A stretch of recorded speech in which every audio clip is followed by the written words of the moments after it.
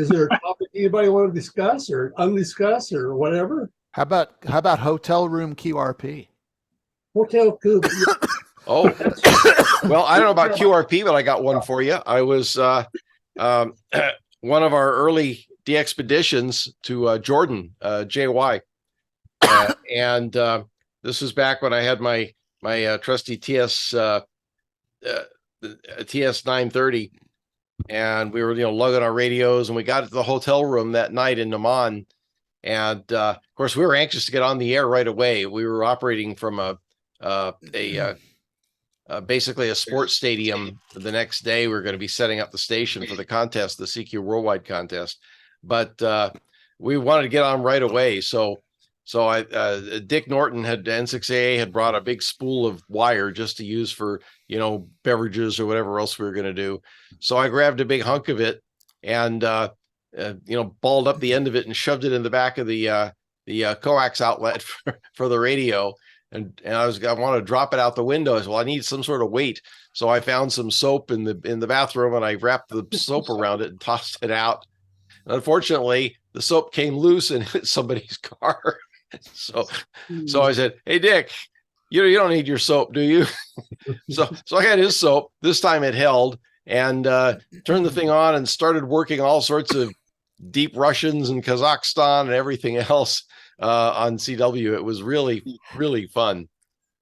But that was I don't usually operate from a hotel room, unless that's our location for the contest, as it has been a few times. But this was one I just couldn't wait to get on, and that was a blast.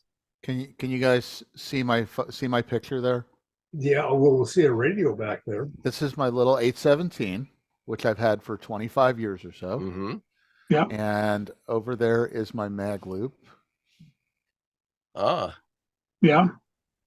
And I've got coverage on 40 through 10 meters with this thing.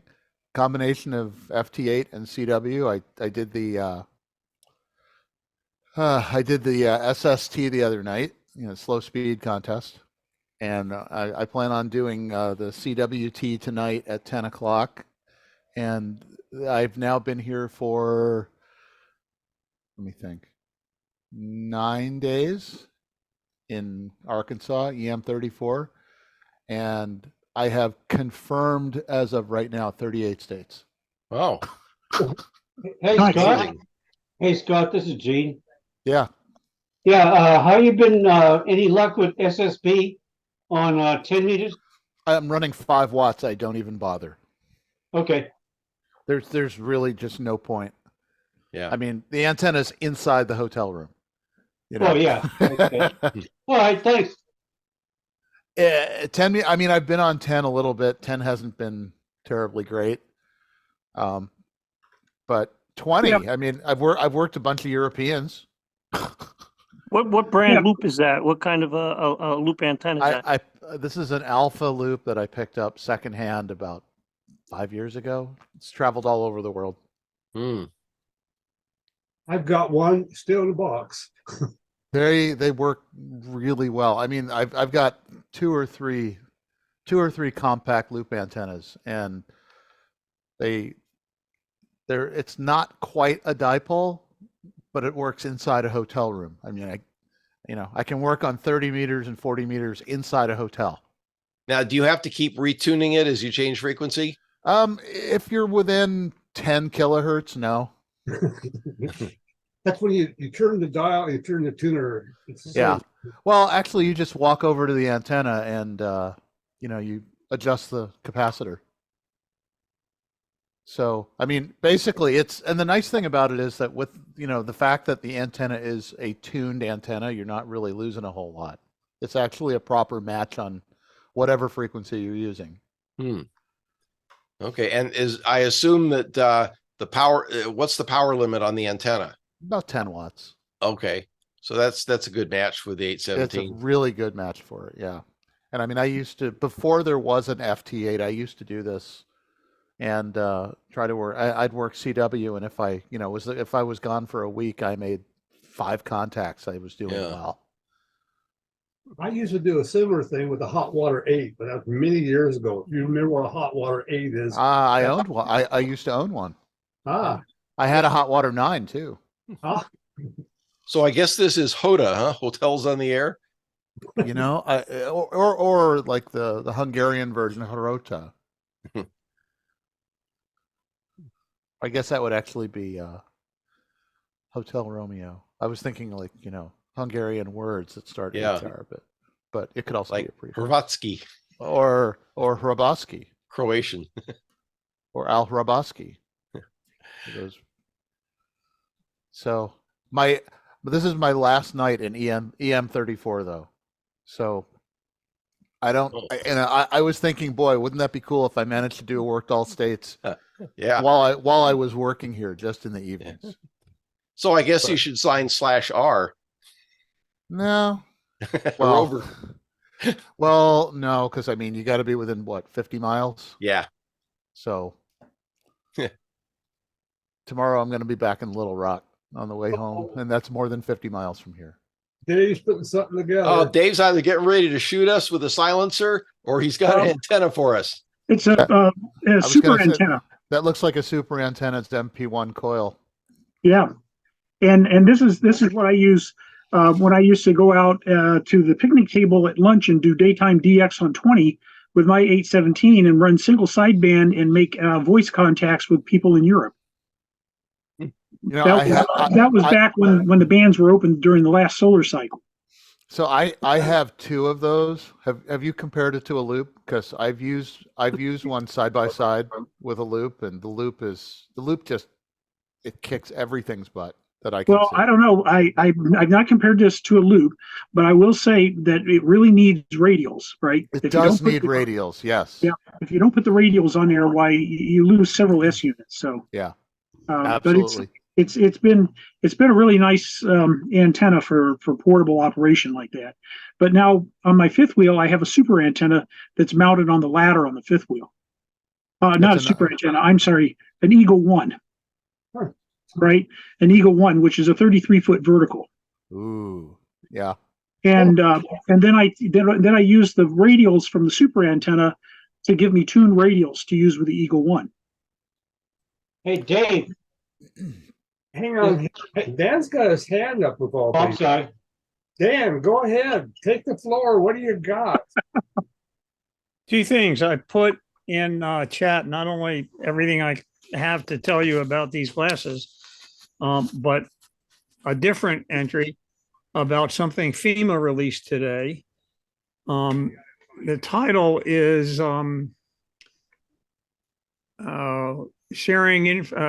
information sharing guide.pdf. And what it is FEMA's proposed engagement rules for engaging public-private partnerships, which means VOADs, CERT, amateur radio service groups with local, state, and federal response agencies. And they did a pretty good job. This was a 26-page document, including the cover, I think.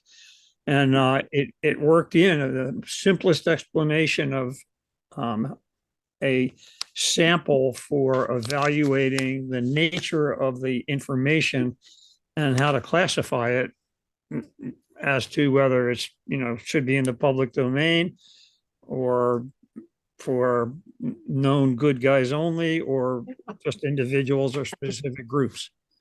So it was a high value 15-minute read. And I'd encourage everybody to take a look at it. And the other thing is we should all spread the word far and wide that on October 4th at, I think it's 2:19 p.m. Eastern time, every cell phone and radio and public broadcast media station in the country is going to let out a horrible noise and a message that says, this is a test. Yep. Yep. And I can imagine all kinds of just horrible responses if this isn't advertised well enough. Hey, maybe they took a tip from Orson Welles. Exactly. Well, we get Amber 1930. alerts here, so we're kind of used to that. Well, Dan, talk about Amberverse. Gene, go ahead. Yeah, just a real quick question for Dave concerning that slider antenna. Have you ever tried putting it on a mag mount antenna as opposed to doing the radios? If you did you still find that you needed some additional radios as opposed to the vehicle's ground plane capability? No, I never use that mobile. What I have for mobile antenna is a high Q antenna. And Okay. yeah, that's a different beast, a big beast. Is that the one that got it's wide and then gets narrow? It's got Well, the clear The section. big fat coils. It's the got big fat about coils. a 4 or 5 inch diameter coil. Right, right. Yeah. Pretty much an unobtainium antenna these days. I have one in I my catch garage. A bug catcher. I have one of those in my garage. Yeah. Yeah. Okay, the reason why I ask is I have I think it's a first generation MP1 super antenna. And when my truck is parked in the driveway, I carefully put a very strong mag mount on the hood. Obviously, I'm not driving around, but on the hood, Yeah. with type of wet covering underneath it so I don't scratch up the hood too much. And I've attached the super antenna to it, and I've had some road wide contacts on 10 meters by itself.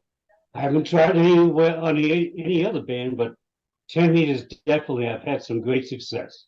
I mean, your car's not a tuned radial system, but there's enough metal there that it's probably doing a good enough job on 10. Yeah, particularly for 10 meters. Yeah. Yeah. I mean, it's only got to be 8 feet. It's only got to be 8 feet in any direction. So I think you've got that. Right. Thanks.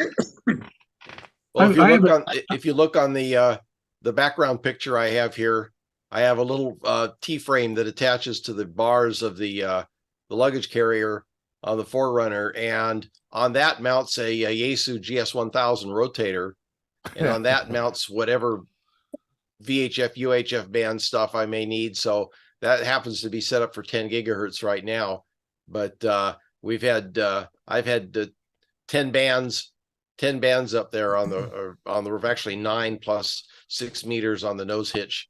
You have to stop to put them up, right? No, I can travel with that 80 miles an hour, no problem. Wow. And it's all controllable from inside, so I don't have to get out and lug out a dish and a battery and a way down the tripod and all that. I just pull up, point the tail north, and I'm calibrated. I can see this coming up on YouTube with somebody, the weird things you see on a freeway. Yeah. Oh, I've had people stop and point as they're driving by. I had a CHP come up behind me, a highway patrol, and late at night I was coming down from the mountain and shining their spotlight on it for a while before they drove off. We've had some car full of guys go by and flip me off, which I assumed they thought maybe I was taking pictures for Google Maps or something. They were just giving you your number one. Oh yeah, right. Yeah, right. Yeah, that's it. Yeah. Yeah. So in my background picture I have up now that shows the hauler, which is a 3500 crew cab long bed dually, 21 and a half feet long, and then the 34 footer fifth wheel, and then you see back there on the very back is the Eagle One antenna sticking up in the air. This is some tires. Somebody steal your tires? No, I haven't had anybody take the tires yet. It just didn't look like the trailer had tires on it. Oh, on the trailer? No, the picnic table was in front of him on this side, so you can't see the tire. Actually, what that is he's got a slide that comes out. Yeah, it has 3 slide outs. Yeah. You see, I see what it is. Yes. Yeah, and it's got tire well shapes in it, carved into it, but yeah, you're not actually looking at the side of the trailer there. Well, look at that. Somebody that knew and got us all corrected. If you ever seen one, you know. Now we know. So long ago when I had my Dodge Neon, which was a 5-speed, I had a TJ BB3 on it. Anyone familiar with that antenna? TJ antennas BB3. It's the one of the original screwdrivers. And when I extended that thing completely, it was almost 13 feet tall. And I could drive down the road with it. I just had to pay attention to, underpasses and Trees. or overpasses and trees and Trees, yeah. but I actually worked mobile CW with that. And I mean, I made thousands and thousands of contacts with it. Wow. Don Wallace, W6AM. Back when I was going to UCLA, I was a kid, I was working at Henry Radio Los Angeles. And Don Wallace used to come in, and he had a kilowatt CW rig in his Cadillac, with a big amp in the trunk, and he had the keys paddle strapped to his leg. Well, I figured that if I was driving a stick shift, which I was, then I was basically just driving with one hand anyway. So it didn't really matter if my right hand was sending code or shifting gears. Yeah. But I do know that if I had to shift gears, there was always like an awkward pause on the other end. Yeah. Did it. Yeah. But literally thousands of contacts from the car. Wow. Excellent. Excellent. Until the engine died. Yeah. The engine died and it took you off the air? No, I got rid of the car. And then kids and all that other stuff, and I never managed to put it back on a new car. As a teenager, before I got my driver's license, my mom and dad would had to drive over town on business and all this. So I I took a wooden leg off of a chair and took some wire, made a coil with taps on it, and then I stuck a 9-foot fly rod part into the top and had welded the thing together so it wouldn't come back down again. And that was my mobile antenna. It had an ARC-5 receiver and transmitter inside. And Mom and I'd be just going down the road and I'd be in the back seat carrying on like crazy, having a good time. And what was it? You said an ARC-5? ARC-5, yes. Yeah. So Wow. that was a tube rig. So I mean, you had a power supply to run it off of 12 volts then? Yes, the dynamotor. Yeah. Believe it or not. Oh God. Did you give your parents earplugs? Oh, well, no, actually, the dynamotor whined some, but it wasn't terribly bad. Boy, the dynamotor I had in my first 2-meter rig was, I mean, you key up and the whole house shook. No, mine wasn't quite that big. It was big enough, but it wasn't quite that big. My parents were probably pretty happy when I got my driver's license, though. Oh man. Okay. Well, listen, guys, I'm gonna have to go. I'm really apologize for the no show tonight, but we'll set it up for another time. And Well, it was fun anyway. No yeah, need to apologize. Hmm? No need to Anybody sticks apologize. around, I got a Winlink question now that you guys are done with the antenna stuff. If anybody wants to help me out with it. I've got some questions too. okay. Everybody go, I guess. Yes. It's open forum night, open mic night. Yes. Who wants to go first? Go ahead, Winlink. Fire away. Okay, this is N2JLF. Out in Jersey, we just signed the MOU with American Red Cross, and they have their forms, and we're going to do a set coming up in October 14th. Has anybody done that before with the American Red Cross and have any suggestions or anything like that? Just a point of fact, I believe what was signed was an MOA, which is required by Appendix C of the ARRL American Red Cross MOU with and I'm still scratching my head saying, well, why are they publicizing that? That's supposed to be happening in every place in the United States.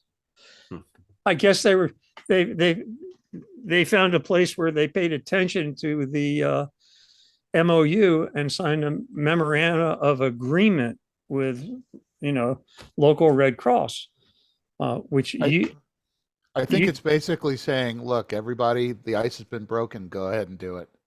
See, it can be done. it could have been You know. done 15 years ago too. Well, It right. was. And around here, when we did it, it was just prior to the Red Cross saying, we don't need you. We got our own hams. And Well, out by me there. if you want to work in shelters, become a Red Cross volunteer.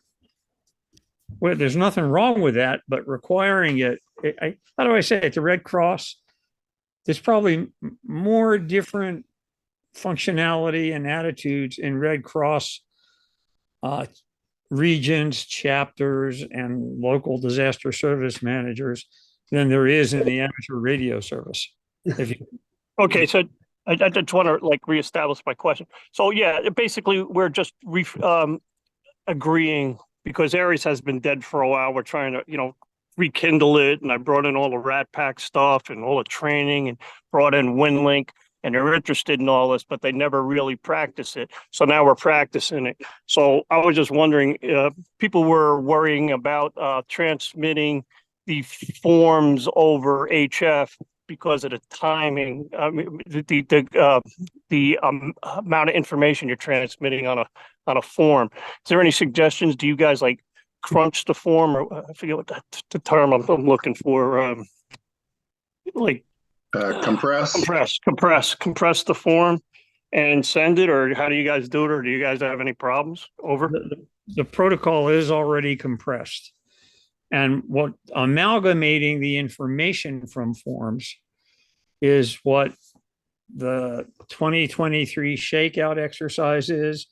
And in California, there's a red skies exercise, because all of the forms can be part of the inherent mapping and GIS features of Winlink is that you can convert data in any given form to a CSV file, which takes up very little space and bandwidth, and then transmit it. And the Winlink on the other end can repopulate it into the form. More importantly, it can also be used for mapping, and with and if you're facile with doing that, you can have, if you click on, right click and left click where the pins are in the maps, it'll do one of several things. And one of those is to show you all the data from the form. Did that address your question? Yeah, excellent. And I hope somebody's recording this. So I'll come back tomorrow night because Oliver's going to. yeah, I'm going to be here tomorrow night. Okay, good. I make stuff up about what I think works, but Oliver's deep into it, much deeper into it. Just so you know, those have got, I sent out the invite for Thursday, and on that invite for tomorrow's thing, I added a line that's got a link to it, and that gives you all the links for past and future presentations of the of the RATPAC. Right. Beg pardon? Say again, Dave? I'm sorry. I was agreeing. I'm sorry. I didn't know. I forgot I had my mic open. Oh, okay. But yeah, that should be helpful. We're going to try to keep that up. That link only goes for Thursdays for emergency communications, and we'll probably do something separate for the Wednesday thing too. So you guys have a fighting chance. I know Dan has really struggled how late I send that stuff out. It doesn't help him out at all. So maybe this will help him. Well, I'll just say that for Winlink, practice. Yes. And I always participate in Winlink Wednesdays. Mhm. And there used to be a Winlink Thursday going on, but I think that's kind of fallen by the wayside at the moment. That was the Red Cross thing, whatever. Yeah. There's also a FEMA Region 5 exercise that I get into here that does Winlink. And it's just very helpful to essentially take part in these exercises on a regular basis so that you know what your station's capable of doing, and you make certain that everything is all up and running. Yes. Where's the one on Wednesday? I was familiar with the Thursday one. Now they do it like quarterly. Where's the one on Wednesday? Let me put the link in the chat here. Okay. Gene, you got your hand up. Why don't you just jump in? Everybody else is. That's all right. I just want to be nice and polite. Listen, my big question is, as of right now anyway, is in the past, or is there plans in the future on a presentation concerning Anderson power poles? I mean, from beginning to end, from taking out the package, putting them together, linking up the wires to them, hooking up the radio to the power poles, hooking up the power poles to a power supply, let's say a home station type of a 12-volt power source. Is there anything in the past, or there's anything in the future that might be coming up concerning that? Let's just talk contact resistance. I'm sorry, I missed that. Let's just talk contact resistance. Yes. The fact that they have some, which is a little, it's not disappointing, but you have to account for it. That's the biggest thing that I've seen. That and whether or not to insert the roll pins. I never do. Yeah, because the metal roll pins are gotten in the habit of essentially getting into bad spots and causing shorts. Yes. Mm. Yeah. That's a good reason. At worst case, I'll stick a little spot of Velcro glue between the two, and Yeah. The thing I don't like about power poles is that they don't have any real retention. They're easy to pull out. I mean, they're easy to disconnect just by pulling on the cable. Well, there is a little. It does actually go over a plastic nub if you push in hard enough. It can work its way out. Little plastic. I don't know. I'm an automotive guy. Okay, retention for me means that you actually have to move a latch and click to disconnect something. Otherwise, it's just not suitable. They got clamps to go over those that does the same thing. They sell them separately, but they got clamps for that. For critical applications, I've used shrink tubing over the whole connection.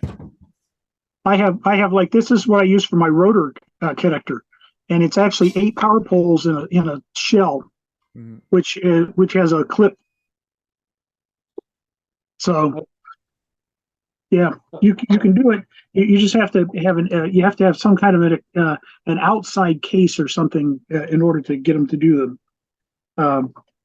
Gene, I think they got several YouTubes on that. You can go look in the YouTube list and see they got a video out there. Somebody's put one out there on that. You could start now and be watching them this time next week too. Yeah, I mean it's like FACRA connectors. Right? A FACRA connector is an SMB with a shell that has a keyed shell with a clip, because otherwise an SMB has no retention. You just like an SMA has threads on it. An SMB is a bayonet style SMA type connector, and it has no retention. But if you put a shell around it, a keyed shell, with a latch, then it becomes what they call a FACRA connector, and now you got retention. So you're talking like Molex, basically, your classic Molex that has a key lock. I suppose you could say that Molex. I know it's a brand, but yeah, but it's known as FACRA, FAKRA, FACRA. I work in industrial stuff, and I know we use a lot of Harding type connectors, which are, you get a big fat housing, and you pick all your inserts. Yeah. And then you clamp the whole thing together, but 12 pins is like the size of your entire thumb. Yeah. For low current. And then you have the shell, and the shell has to have the back shell, and yeah. Okay, maybe I should clarify my question a little bit. Let me paint this picture for you, if I may. Base station operations, 897 out in the shack. And I have it powered by a DC power source, 120 coming in, control point plus or minus up to 13.8. Yeah, 13.8. And on the back of the power supply are these red and black, kind of like you can connect up banana plugs to them or wrap wire around the bare metal, then screw down the Right, connector. 5-way binding post, yeah. Yeah. Now, my question is, from that power supply to my radio, do I have to do a jumper series from the power supply with just bare wires on one end connecting to the power supply, and then power poles connected into that short jumper, and then the main power supply from the radio going into those power pole plugs? Every time you add connectors, you increase the resistance, which means that you're going to lose voltage. If you start out with enough voltage, you got enough to lose. That's right. Yeah, I've done what you're talking about with exactly those sort of binders, and then going into an ICOM with the 4-pin or 6-pin Molex, and I put Anderson power poles in between on both ends, so I can use any length of Anderson power pole compatible cable. So yeah, you just make a little jumper for that first step. You make a little jumper with it, what he held up, the eyelets on one end and an Anderson power pole on the other. And then you're into Anderson power poles. And at the other end, I make a little jumper out of the DC cable that came with the radio, cut it off and just put Anderson power poles on it. So it goes from the Molex to power pole. And then everything is power pole compatible on both ends. Excellent advice, excellent tips. Thank you guys so much. So I have a question on Anderson power poles, people's experience. My question is anyone having trouble?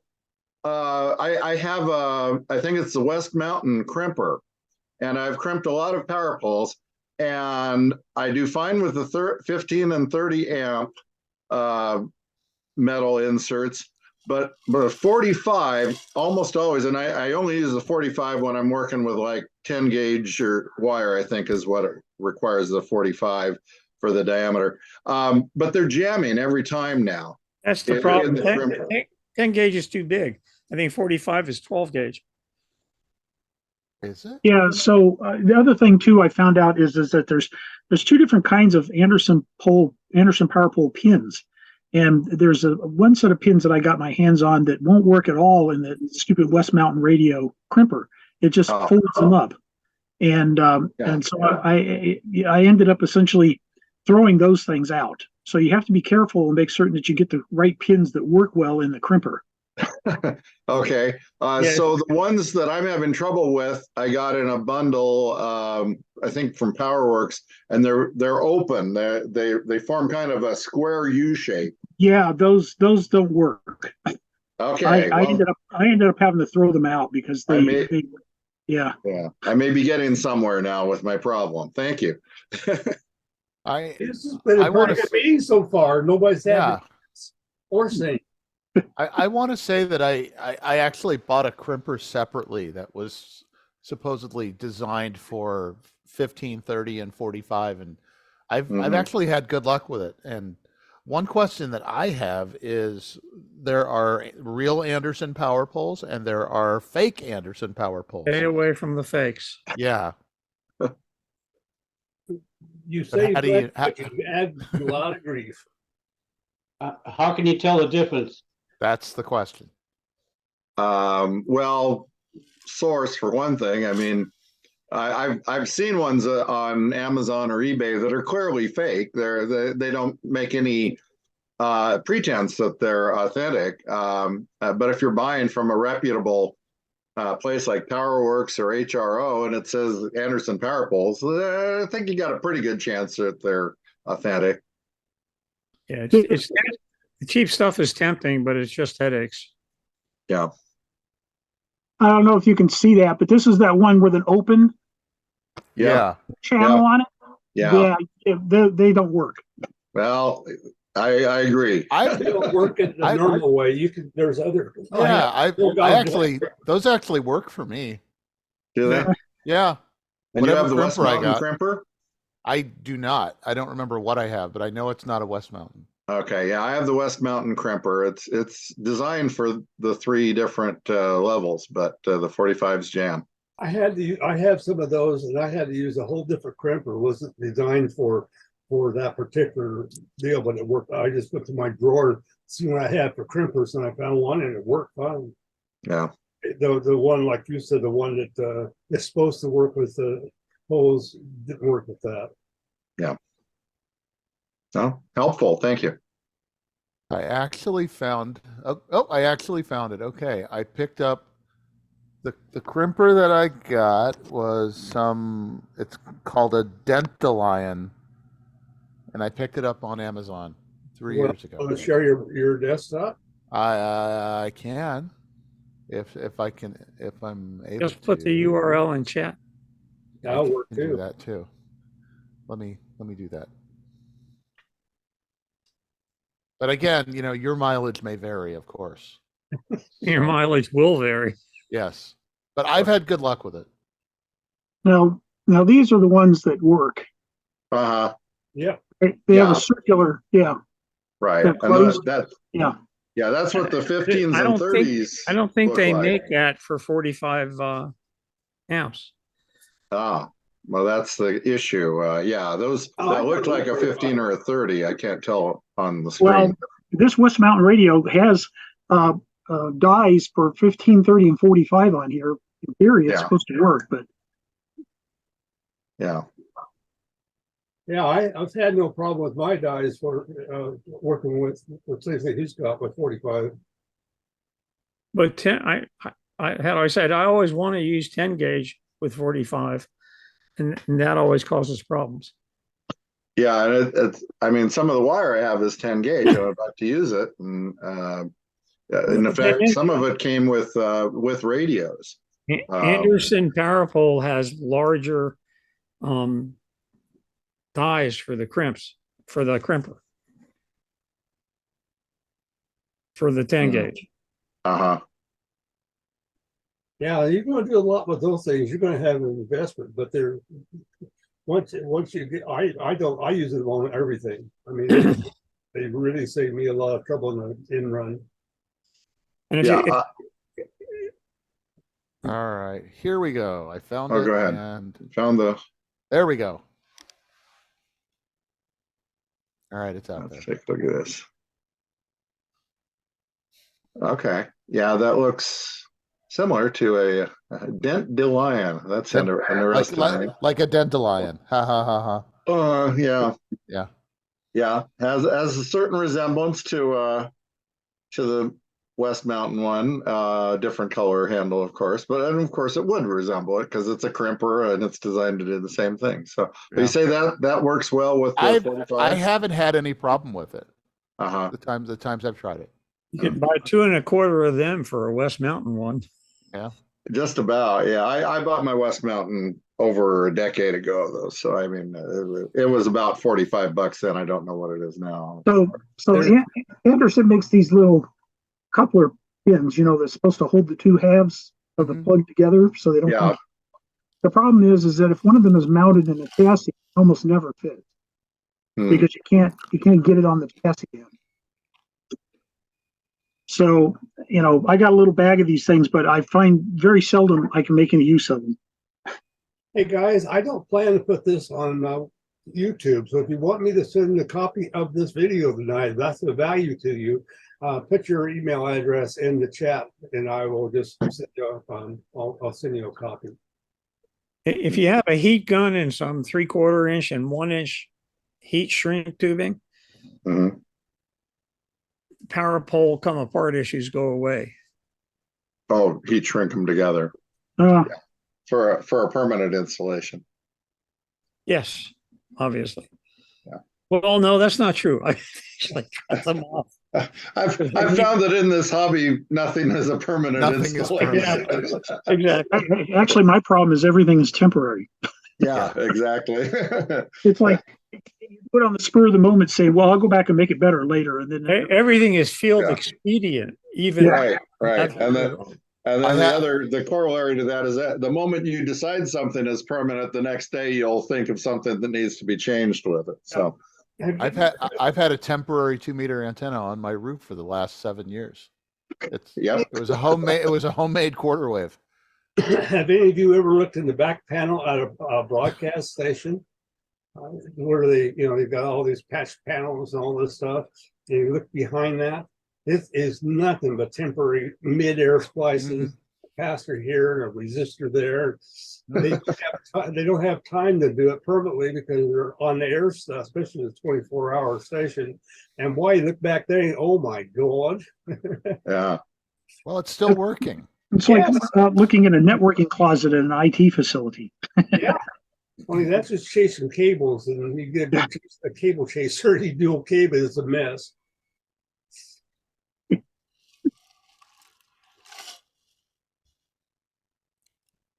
Well, and no more Winlink questions.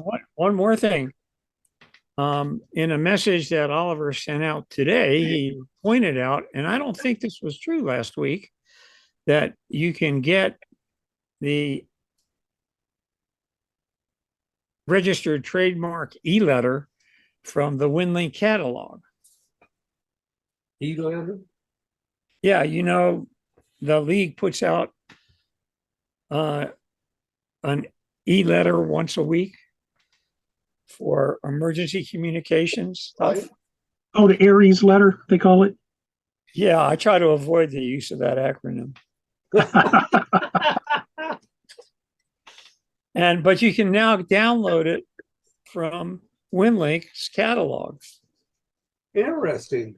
Yeah, as a matter of fact, give me a minute and I'll copy and paste what you're looking for there. Where did I put that? Oh yeah, there's other things you can ask Winlink about too. Well, I enjoy reading the news of Australia about once a week that I get there. This is going to be where it is. It's either in my inbox still. I did. I'll send you the chat in the video. Put your email address in our chat here. Okay, when he gets done, I've got one last question from this side concerning HTs. Okay. Good. Fire it away. Okay, I've got a lot of these handy dandy HTs of various models, types, prices, and I have tried using a length of speaker cable approximately 19 inches long to complete to make it a half wave. So It's called a tiger tail. I don't know if it's working. I haven't noticed. Tiger tail and go by. They're both the same thing. Yeah. Yep. Yeah, it's attached to basically the connector where the Ground. the dummy load. I shouldn't say dummy load, but the rubber ducky attaches to the radio. How do I know if it's actually working? You can also put it under like one of the back screws. And if you don't, because like on a lot of these radios, the connector is not really all that accessible. The ground of the connector, Right. or the shell of the connector. So you So can I think actually he just, asked- Yeah. Sorry. Go ahead. yeah. Well, I mean, normally if you think about it, when you're holding a handheld, you're the ground plane, right? You're the counterpoise. Okay. So if you use a 19-inch piece of wire, essentially it's a tuned counterpoise, which is better than you are. Okay, so the particular radio I'm looking at is a Kenwood D72. In the back, the belt clip is connected to the radio itself, not to the battery. Mhm. Would that be where I would want to connect that wire to? Yeah. I think that's a good spot. Especially it's like in the winter time or whatever, if you got gloves on, you are nothing to that radio. So Correct. adding that wire to it is it makes it work where it might not otherwise. Okay. Totally agree. Now, let's say it's not 19 inches. Let's say it's I don't know, for some reason 25 inches. Does that really matter? Well, Skip it, trim it, quarter wave, and it's Yeah. about 15 inches. Trim and it to 19. somewhere between 19 and 20. Yep. All right, thank you, guys. That's, I think, all the questions I have at this moment, but we'll never know until Dan says so.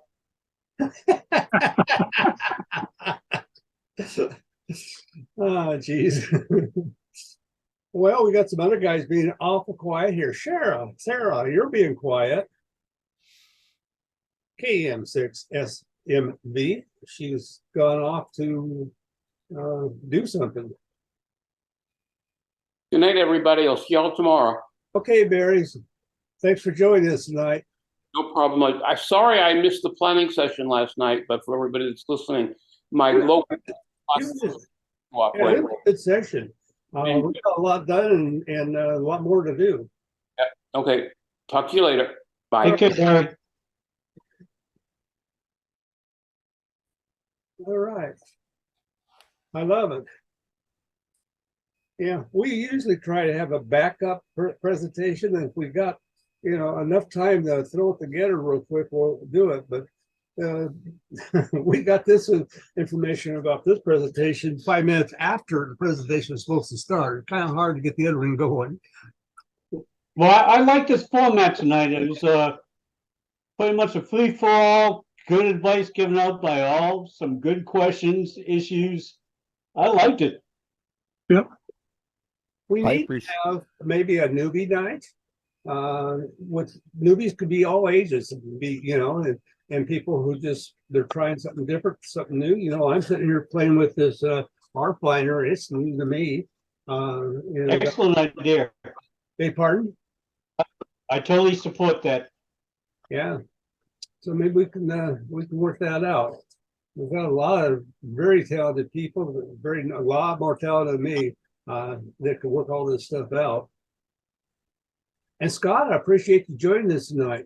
Yeah, thanks for sending me the invite. Yeah, not a problem. Not a problem.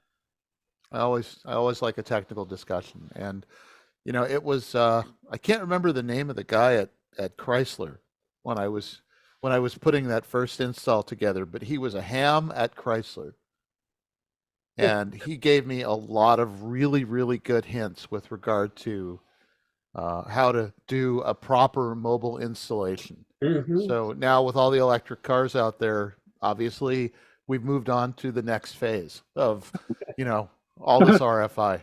Of QRN, yes. Yeah. What the nice session was supposed to be about all the QRM for those guys and how to deal with it. Well, what's really amazing was that back in the early 90s, he was actually with Chrysler at Dayton. Like all the major, Yep. all auto manufacturers sent people to Dayton and had booths. Yeah, they brought a vehicle down there with a sample mobile installation in it. Yeah. Yep. Ah. Yep. And One of those days. and, So and I, what- What's interesting is that Chrysler has a police package, which includes ground straps that essentially connect all of the panels. bonding. You can't. Yes. Yeah, you can't order it separately. It's only available in the police package. And I've always essentially railed at them about that. It's kind of like, hey, why can't we order the stupid bonding package? Because it needs to be done in the plant, right? Before they Well, I did it myself. yeah. I did it myself. I took a 9-month-old car and I ground off paint. Yeah, that's the thing I don't care for. That's why I was young and stupid back then. That's why I'd rather that they do it in the plant so that you can essentially avoid all the corrosion problems. Actually, CRC SP400 spray was I sprayed it. I sanded everything, then bounded everything, and then sprayed that all over it. And actually, when the car finally died, that was the best looking anything on the car. In other words, the ground straps were the only thing holding it together. Pretty much, yeah. Like I punched a hole and put a Larson NMO mount on the roof of the car, and I thought to myself, I'm putting a hole in the roof of a 9-month-old car. Do I really want to do this? And that was the era when all the clear coat paint sort of disintegrated. When I finally took the car and sent it off to be recycled, I took that out, and the paint that was underneath the mag mount, the paint that was underneath the through hole mount, was nice and bright and shiny. It was the nicest spot on the entire car. Okay, Scott, hey, enjoy the rest of your stay there in Arkansas. Arkansas, yep. Arkadelphia. Well, Scott, where's your next stop? Back home. Oh, for how long? 2-3 weeks. Then off again. Probably. And then off probably back to Texas. Yeah. Or Texas or Louisiana. I don't know which one. Ooh, what a difference. Yeah. Yeah, I know. Yeah, I go to Arkansas, Louisiana, Texas, Oklahoma, and Georgia a lot. Oh, and Mississippi. When I worked for the Fortune 500 companies, they used to be Kodak, digital equipment, and all those. I used to do a lot of travels to different states to help out other field people. And man, are in schools and such too. And you go from one extreme to another, Yeah. especially in the wintertime. Yeah. Well, they decided they were going to put in so most of the work is with sawmills. So wherever there's a lot of wood, that's where I end up going.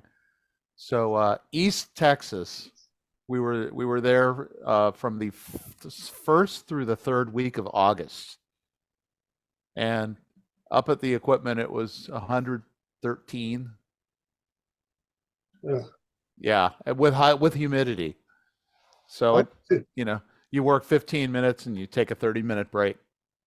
I had one company that thought it was pretty great to make their technicians, their technical people salesmen, because we were traveling so much. They wanted us to try to sell things too.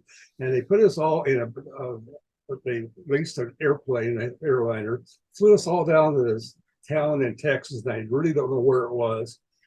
And there was nothing there. When he got out, the humidity was hot, man. And everybody was putting their coats on. This is Texas, putting their coats on inside the airplane. I wonder what these guys did. I see what they were talking about. When he walked out in that weather, it was such an extreme difference between the air conditioning inside that aircraft and outside. Wow. They had a hotel. They had, I think they had 2 hotels there. I'm trying to think what else. I think that was about it. And this airstrip. I don't know what it is now, but there was. And the company liked that because there was nothing for us to do. They wanted Yeah, right. You're captive. Yeah. You're captive. Either you're working or you're not. Either you're working or you're working. Yes. Yes. I just put in the chat how you can get the Aries. I said it. Oh my God. It's okay. E-letter from Winlink via the catalog. Okay. And Oliver posted that today, I think, on the program groups for Winlink. Google. I agree with Oliver on the sense. Yes, Aries is out there, races, you name it. There's a jillion of them. They're all the same. If we can do the job as supposed to, we should be able to sit down to each other and do the same job. There should be no difference, whatever hat you're wearing. Yeah.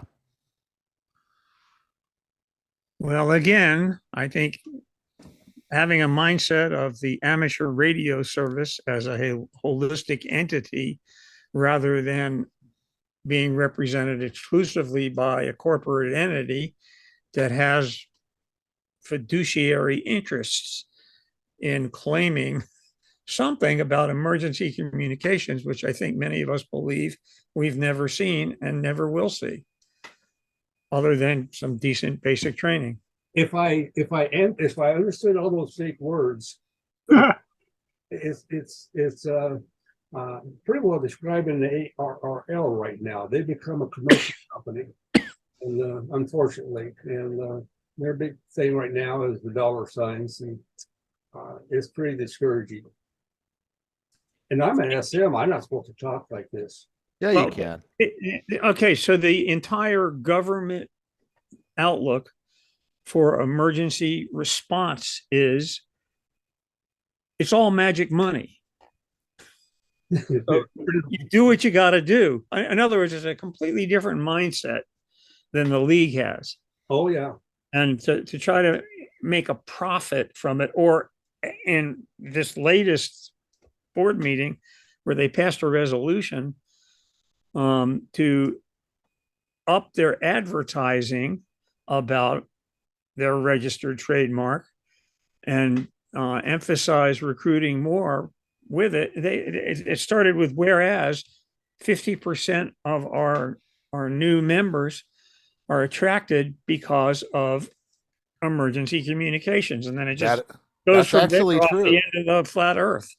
That, well, but that's actually true. I teach classes, and literally half the people who Yeah, go through and classes I that- teach are doing that for that reason.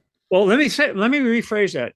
That's the first statement from the board of directors I've seen that I actually trust. Mm-hmm. Well, something to be said about that. It just amazes me. Well, gentlemen. I think we're going to double what we pay you, Dan. Okay. After realizing what I just said and wondering where the hope is. Well, I have what we do with RATPAC is, we've got this committee that is just a godsend. They're great people on that board. They come with some great ideas.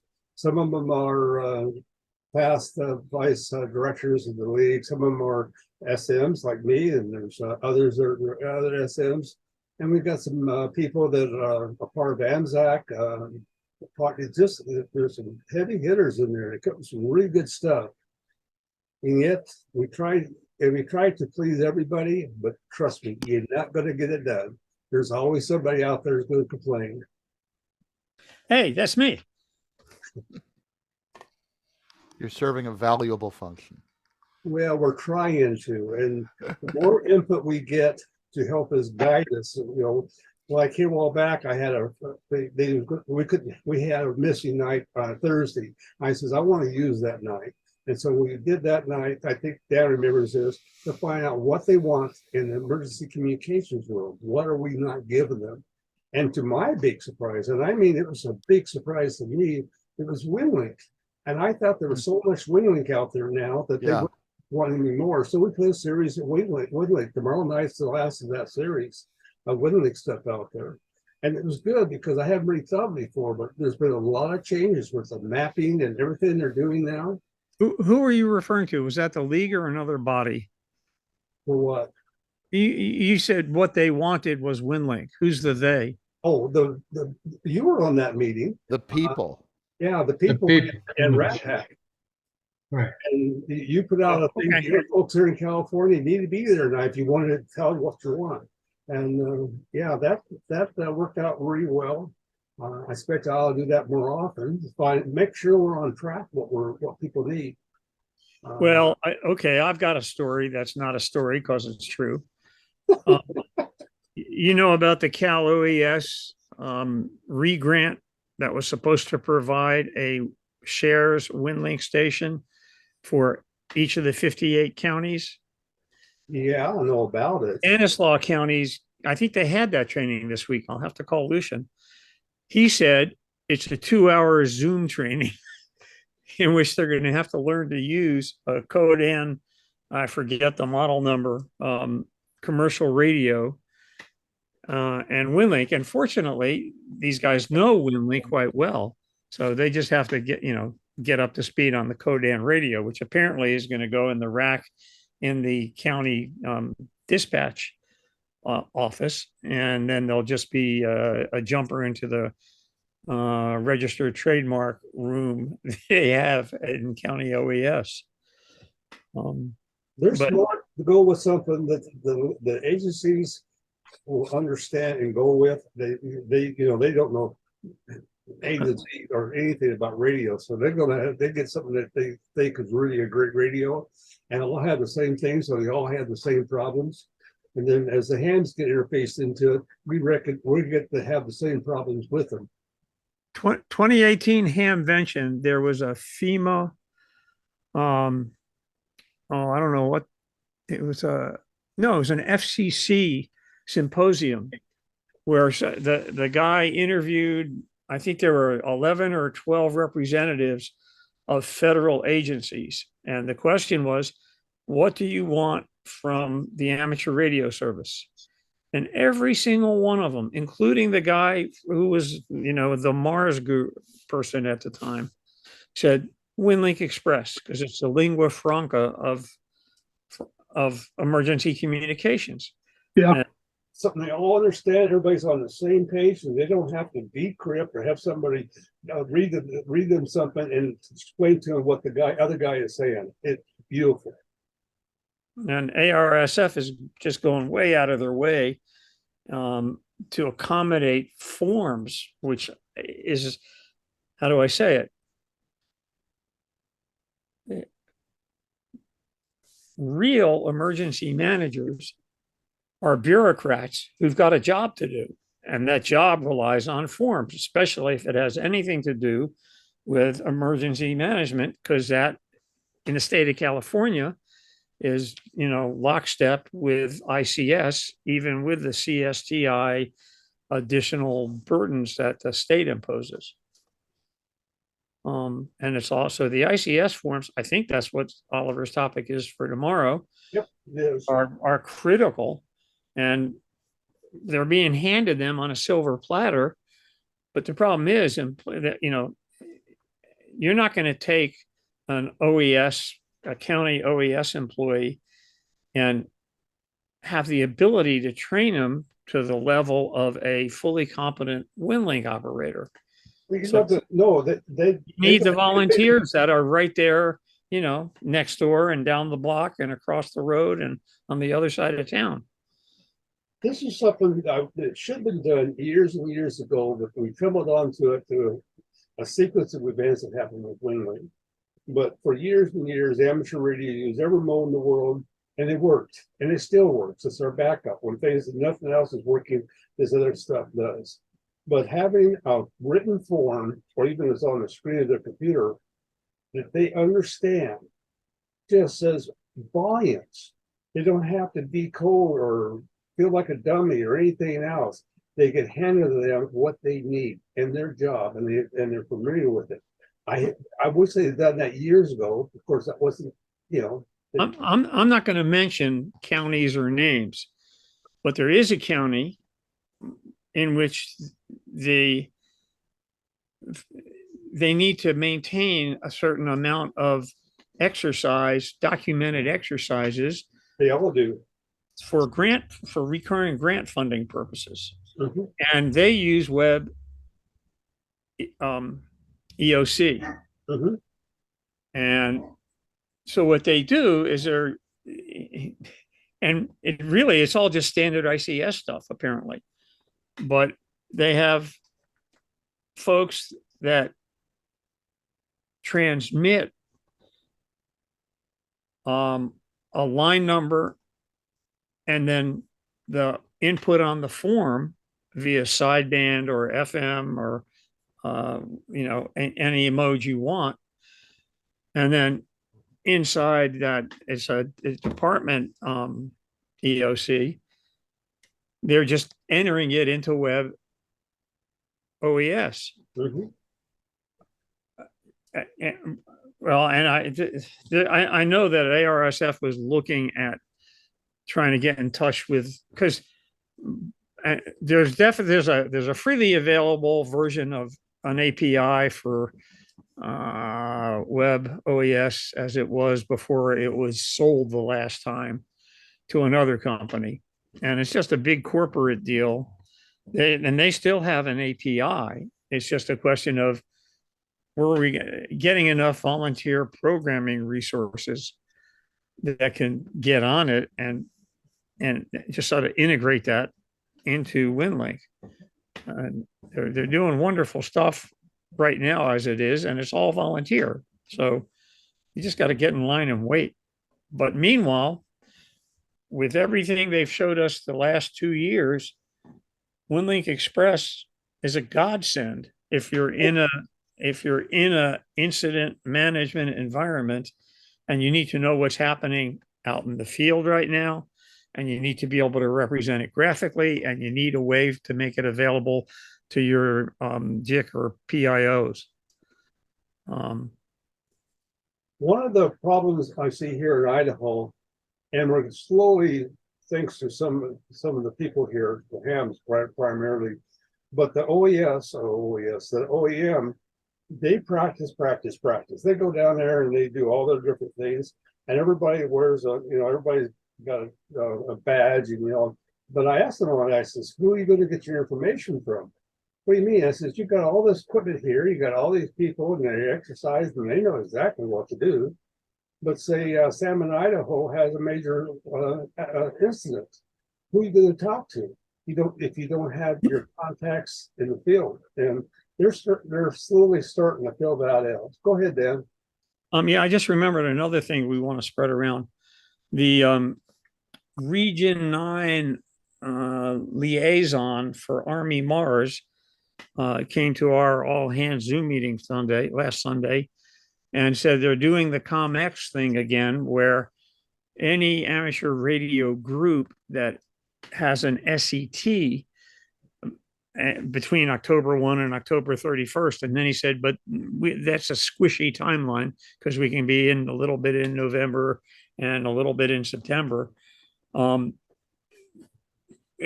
He's coordinating getting local Army Mars people in touch with the quote leadership. And at the end of the discussion, he said, yeah, that could be an amateur radio club president. I've asked him to do a presentation on RATPAC. He says he has to get it cleared up the line before he can do that. So I don't know, but I think that'd be something really to get out there and everybody gets a good close look at what they're doing. I'll ask him. I don't know if he's up for public presentations. He's real deep Army Mars. And interestingly enough, he worked for one of the 3 contractors for the California $7 million grant for getting Winlink Express in all 58 counties. Well, he sent me a thing to send out. And so I dutifully got out there and sent it out in the world. And most of you probably saw that. And then somebody else read it from the Mars saying, no, that's wrong information. He got a hold of me and says, I sent you the wrong information. So I had to send the whole thing, a whole different thing out there, and with a correction to it. And it was the same information, different formats, and a few other things was different in it. But some of the feedback I got on that, some of the people I don't understand, but then all I have to do is turn on TV if I want to be confused. Yeah. How do I say it? 22 years ago, I was proud of being a participant in Army Mars because I thought that was doing useful stuff when there was health and welfare traffic to handle for guys in NOM. But it's a little bit different. Well, Air Force Mars has got this thing where they're allowing the guys who are on long-term flights and overseas and all that stuff to communicate back home from Air Force Mars. They seem to have a more fulfillable mission than Army Mars. Yeah, and that's the big thing. Navy Mars went away. I was part of Navy Mars, and there was a guy, some commander in the Navy. He was talking about bringing Navy Mars back, and I tried to get him on RATPAC. He was all gun hold, and all of a sudden he went away, and I think he got stepped on. I think somebody back there says no. Yeah, I remember that. Anyhow, we do what we can do. That's right. Well, gentlemen, you too, Dan. Unless there's more to go, we've been here a little over an hour, and it's been great, very informative.